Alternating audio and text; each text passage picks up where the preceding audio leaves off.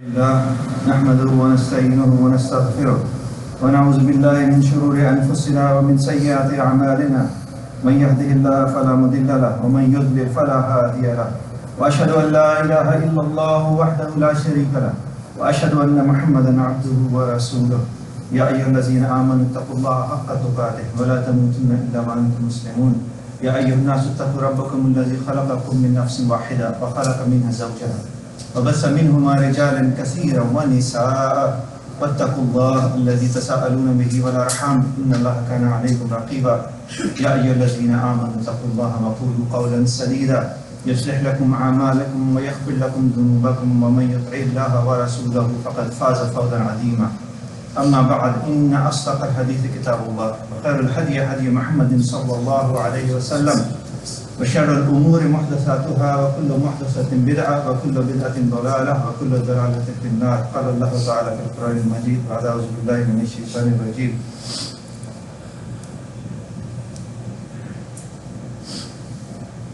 فاستجاب لهم ربهم أني لا أضيع عمل عامل منكم من ذكر أو أنثى بعضكم من بعض فالذين هاجروا وأخرجوا من ديارهم وأوذوا في سبيلي وقاتلوا وقتلوا لأكفرن عنهم سيئاتهم ولأدخلنهم جنات تجري من تحتها الأنهار ثوابا من عند الله والله عنده حسن الثواب رب اشرح لي صدري ويسر لي أمري واحلل عقدة من لساني يفقهوا قولي.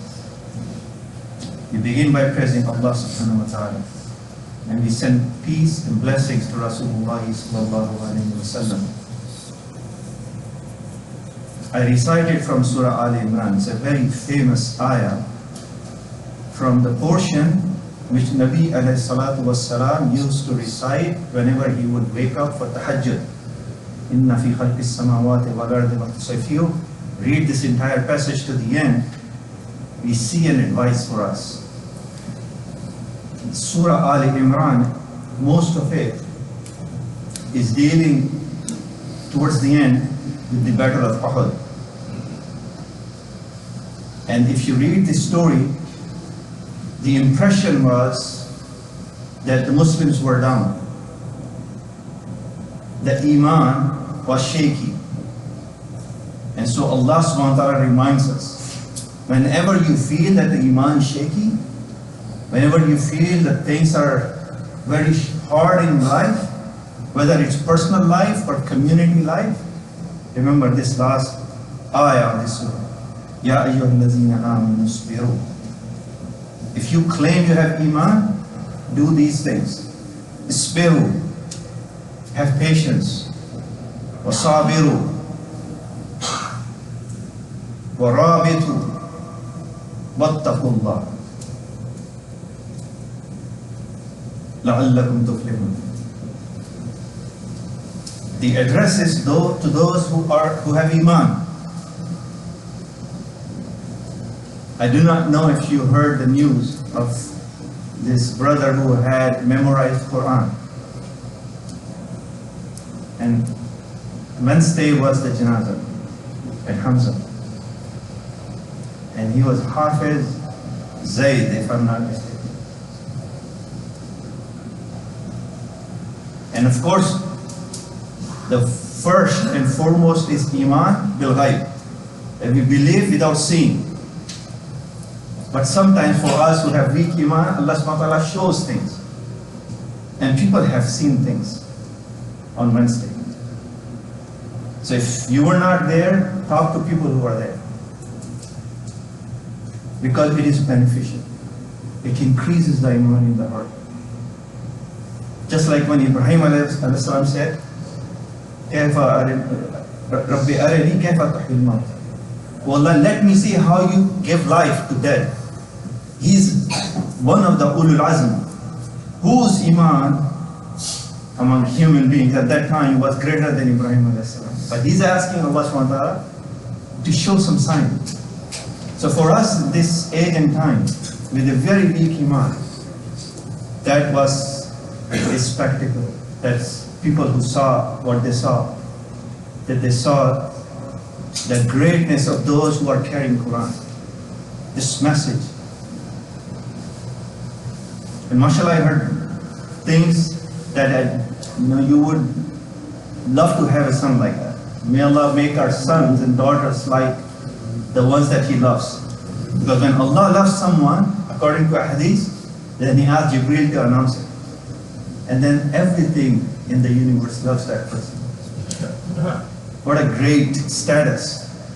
But it comes only with conviction in Allah subhanahu wa ta'ala's promise. And this is the promise that we are given.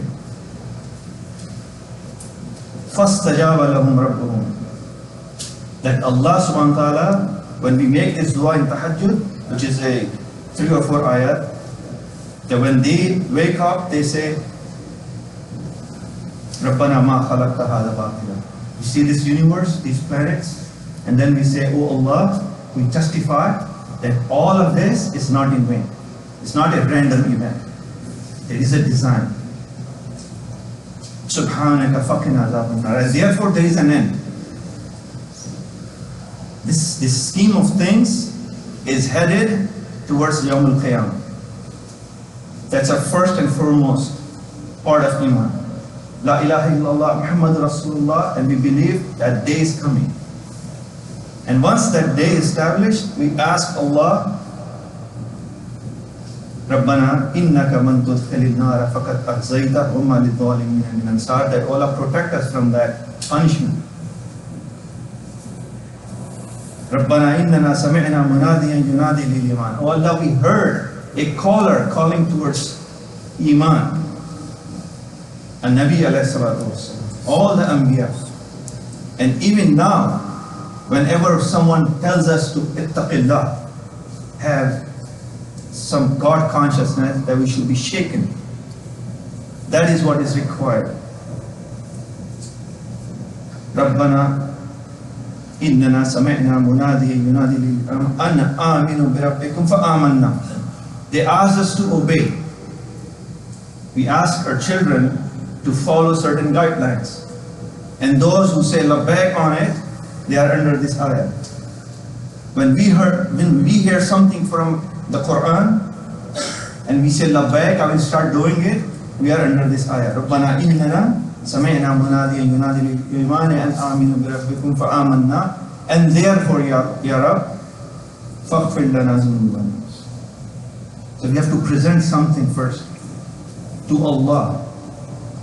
Astaghfirullah, the word of astaghfirullah is not istighfar.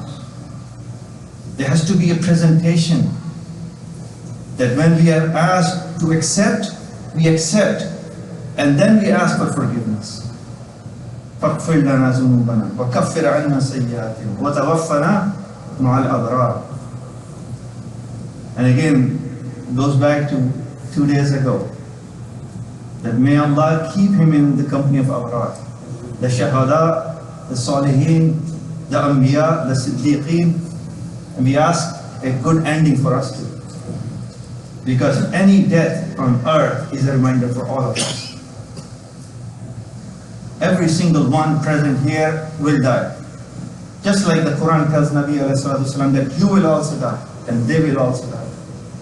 This is temporary phase. Staying with these ayat, it gives us the ability to have an iman that is not shaken under any circumstances. And that's what brings me to this ayat.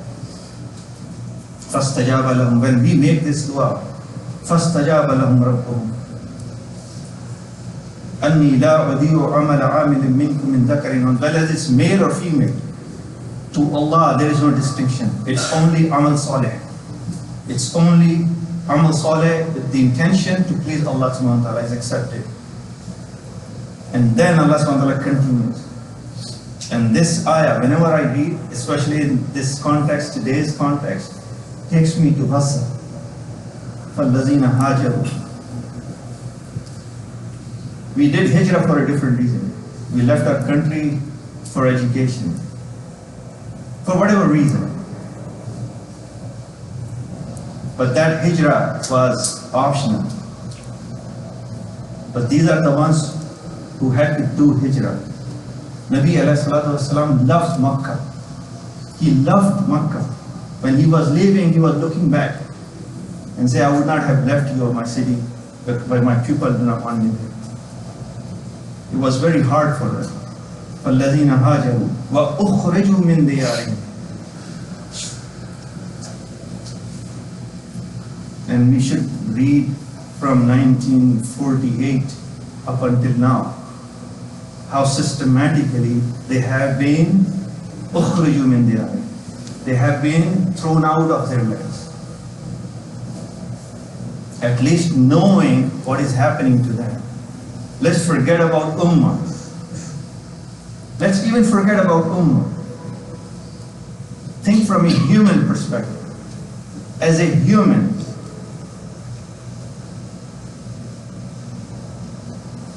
they are in our prayers. But Allah subhanahu wa ta'ala says, these who were thrown out of their houses, وَأُوذُوا فِي سَبِيلِ. Look at their treatment. When they captured the other ones who were going there, now they realize what type of humility they subject people to. This is aziyah. وَقَاتَلُوا وَقَتِلُوا. So when you want to preserve your position, that you will fight and you will be killed.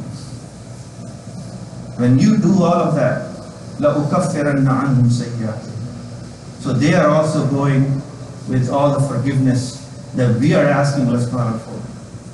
They are straight away going into وَلَأُدْخِلَنَّهُمْ جَنَّاتٍ تَجْرِي مِنْ تَحْتِهَا الْأَنْهَارُ.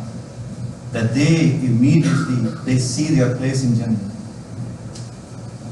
ثَوَابًا مِنْ عِنْدِ اللَّهِ. This is a reward from Allah. وَاللَّهُ عِنْدَهُ حُسْنُ ثَوَابٍ. This is what we are after.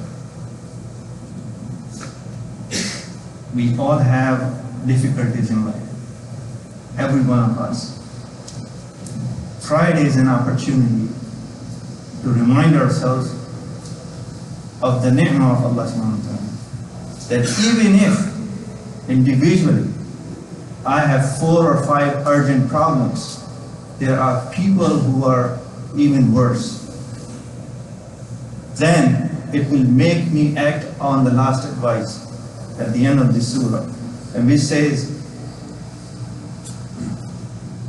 Isbiru wasabiru warabitu. Have patience. Patience. Ulama said that there are 3 types of patience. One is you are supposed to do something positive. You are ordered to do it, but your nafs does not want to do it. Obey your parents. I don't like to. But it is not a parent's order, it's Allah's order. So you obey your parents because it's Allah's order. It is not your parents' order. So when your parents say, oh, you obeyed me, you are a good boy, say, I obeyed you because Allah ordered me to do it. Who you are obeying now? You're not obeying your parents. You're obeying your Rabb, who created every single one of us. Sabr on doing good things. It is hard. You will think about your parents were mean the other day, so now I'll be mean today. But when you now know that when you obey your parents, Allah is pleased, then have sabr and do the right thing. Have sabr over your inner desires and do the right thing that you know. That's sabr on doing the right things. And then there is another type of sabr, which is stopping yourself from doing bad things. It is very clearly defined. You don't have to go into nitty-gritty details, but there are kabair, like big sins, outlined clearly in Quran and Sunnah. And when we stay away from those, the first one was that we push ourselves to do the good, and then we stop ourselves from doing the bad. These are the 2 types of sabr, and the third one is when calamities happen. It is none of your fault. You prepared for the exam, but on the day, somehow you got a headache. It's not in your control. You did not do well. But then you are patient. that this is the qadr. I tried my best. It was not written for me, so I did not get it. It gives you the peace of mind that you need to continue moving. Otherwise, if you get stuck in that, you won't be able to move. Such a beautiful thing that Allah subhanahu wa ta'ala advises, sabr. And it is not a bookish thing. You want to see the sabr? Pick any video that's coming out of this. That is sabr. If you are hungry and I give you a small piece of bread and say this is your food, that is sabr. When you don't get drinking water, or whatever you get is dirty and not even enough, and you still drink it and say alhamdulillah, that's sabr. Isbiru wa sabiru. Not only that I do this, but I also tell other people. In tafsir there is another meaning for this. That when, especially on the battleground you are, that you stay firm. Whatever happens, you stay firm. The meaning is the same, that as a community, we need to show patience. So as soon as we hear sabiru, we are all together. It should not be, I don't like this brother, or that brother says this thing. We are together. That leads to the third word, rabitu. Connection. Rabt, the word meaning is it's connection. Warabitu. A hadith says that those that eye will not see the fire of Jahannam, that is on duty. Meaning what? It's a marabit, it's the guard. These levels of sabr, then asking other people also to have sabr, and then staying connected. And finally, fear Allah. We are doing this for Allah alone. Isbiru wa sabiru wa rabitu wattaqullaha la'allakum. Why should I be doing all of this? So that I can get that success.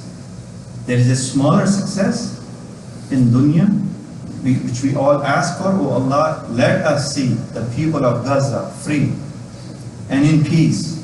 This whole world should be in peace. The whole point of creation and the prophethood is to spread justice on earth. So that is a goal. Our goal is not just come to the masjid, pray and leave, but that is the goal. That is given to us. But in the end, even if we are not able to achieve that goal, we should know that is the goal.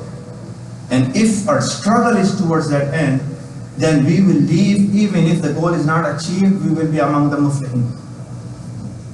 We will be among the ones who found the ultimate success. If we have a bank balance, we die today, who will get that? I won't take it. And you will not take your money with you. But what we carry with us are the amal. And those are the ones who are successful. If we do not carry those amal to the next world, then we will not be among the Muslims. I ask Allah subhanahu wa ta'ala that He opens our heart, that He let us see, especially some people who have seen these things, that it should help us increase our iman, that we should believe in the promises of Allah subhanahu wa ta'ala, and that we also have our children. I am focusing on children because there are more of our children here, because they are exposed to an environment where they are confused. The outside environment pushes them to have worldly success only. It's very materialistic world. But then there is a world which we do not see, but that exists. That is the ghaib that we ask Allah subhanahu wa ta'ala to increase us in that iman bil ghaib. Qul qawli hadha wa astaghfirullah li wa lakum wa li sa'iril muslimin fastaghfiruhu innahu huwal ghafurur rahim.